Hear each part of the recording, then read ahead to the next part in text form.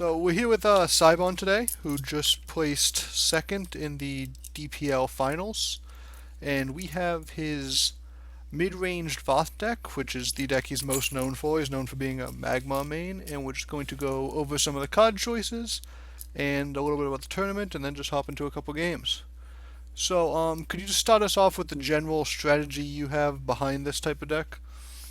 Okay, so this deck was built to beat primarily Lionar and also have a good mirror matchup, and ideally have some fighting chance against Songhai and Cassava Right. with natural selection. Okay. So, what is it about this deck that makes it effective against Lionel? I notice you don't have any Grove Keepers or any like really over-the-top tech cards. Is it just the Plasma Storms and the what is it about the deck that makes it so strong against Lionel? It is the 6 healing cards help a lot, but I don't have any Grove Keepers, but I do have Grove Lion, and they are really useful, especially against lists that do not play Circle of Life. They can be, you play it, and then it just gives you, say you punch a Windblade Adept, just 4 effective health right there, and then you have a force field for next turn as well. So they pretty much have to deal with the Grove Lion before they can really start hitting your face, which is just great, because the longer the game goes against Lionar, the better it is for you. Okay. So, the other choice you made here was the Sunset Paragon. What's the thinking behind that? The Sunset Paragon was firstly to give me an answer to Mechazor, because this deck is not particularly fast, so it's very weak to Mechazor. Right. And also good against kind of certain Lionar minions like Windblade Adept or a buffed up Silverguard Knight, but it's very good against almost every Magmar minion because it kills Mandrake, it kills Warbeast, it kills anyone else playing Grove Lion, which I did encounter, and it kills a few other things as well. And it's just generally a nice versatile minion to have. Right. Yeah, it can serve as removal. The body's relatively weak, but Mhm. it can it removes a lot of different minions. So why did you go with just two plasma storms rather than just the full three? Is it just too expensive and you only want to cast it once a game? Because that seems like one of the most powerful cards in the Lionel matchup. Well, it's not good against other Magmar decks, typically, because generally you won't encounter a Magmar deck playing many things with 3 or less attack. The exception of that being if they play Tegedi, but that doesn't happen too often, and I can usually deal with them. Right. Why But is oh, excuse me, sorry.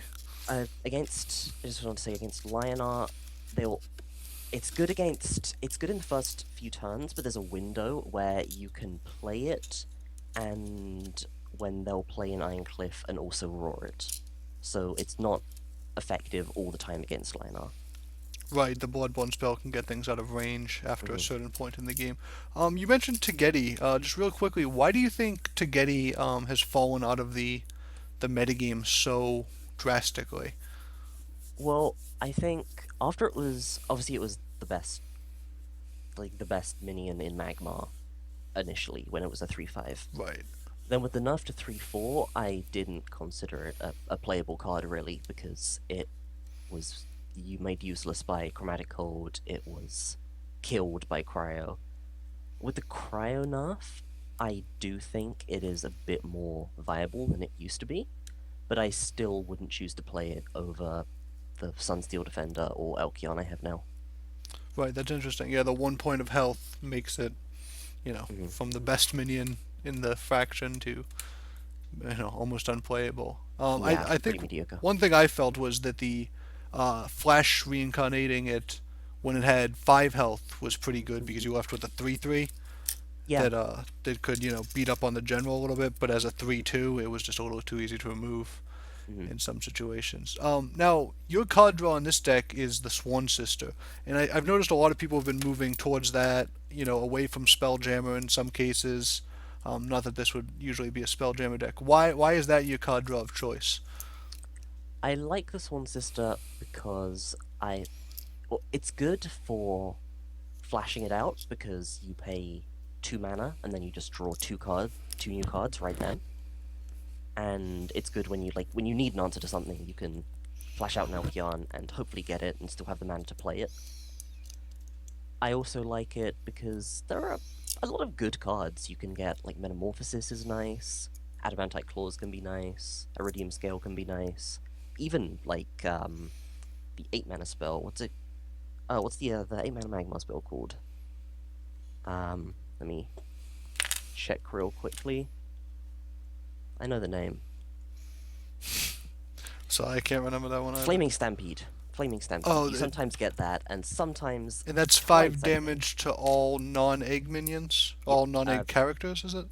That's it. Okay. I think that's one me a game twice. Really? So a lot of things you get from Elkion can be worked into your strategy to help you win, Okay. and it's not as bad if it dies to Plasma Storm because you don't lose the card draw like you would from a Spelljammer dying to Plasma Storm.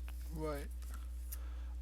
With I just now that Spelljam has been changed and is a 3/5, which is a little bit more substantial of the body, and with Flash Reincarnation, it would still be a 3/3.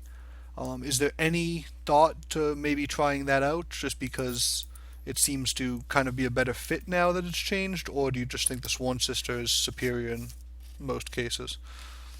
You absolutely can play Spelljammer, and if I was playing Spelljammer in this deck, I'd most likely opt for a slightly lower carve with Greater Fortitude, because a reason Greater Fortitude is good with Spelljammer is it lets you buff the Spelljammer not only to be out of range of Plasma Storm, but also if they dispel it to get rid of the buff, they're also denying their own card draw, which I like that synergy, but Right, it's kind of a for little built-in protection. higher curve decks, I'll always prefer Elkion because you're often at, like, you hold your hand, you have a quite high 5 or 6 cards in your hand, then in one turn you'll play a lot of them thanks to Flash Reincarnation and Mandrake, and then you'll be left with not too much. So you want to have that Elkion to be able to play down, fill up your hand a bit more.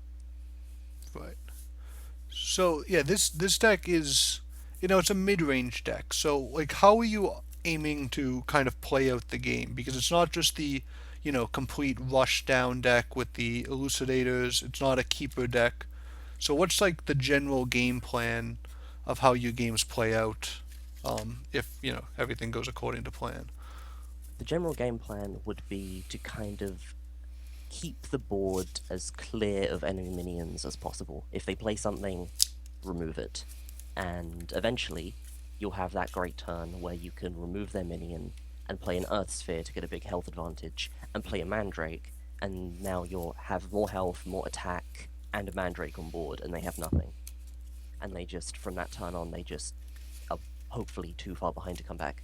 Okay, so you're trying to kind of stall out until you can get the swing turn with a Mandrake Yeah, or something to that effect, and then you're using the overload to kind of get an advantage when the board's clear. Your general exactly. has more health. Okay.